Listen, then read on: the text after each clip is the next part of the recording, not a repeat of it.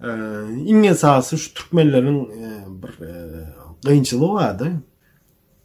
Belli bir topor ýurdun içine sadece diňe özüni görmek isdiýär.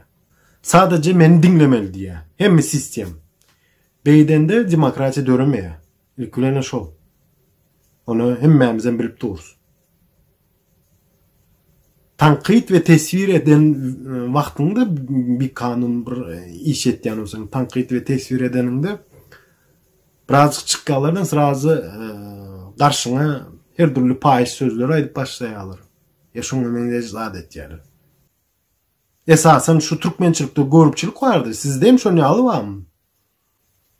Gel daha. Sen eli bana ağzından süydün iyisi gitmedik bana zade öğretçikim diyendin. Yarına düşeyim. Şondan sonra 2009 yılda şol Angliya'daki yoldaş bilen ayçak koyalim İstanbul'da miting geçirecek vakti sen regional ne deyip vilayetler deyip azalık öğrettin.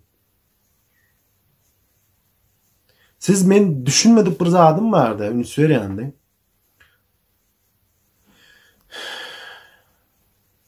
Saparıklıma men bir öz düşünceme, tesvirime aydanımda bir videomda. Sen çıktığında sırası şonu neme qoramaya başladın.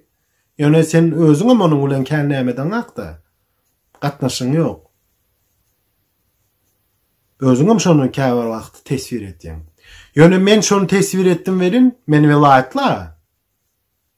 Men onu tesvir etmene hakkım yok diye ne alı çıktığında azat milletçiliğe unutupdur.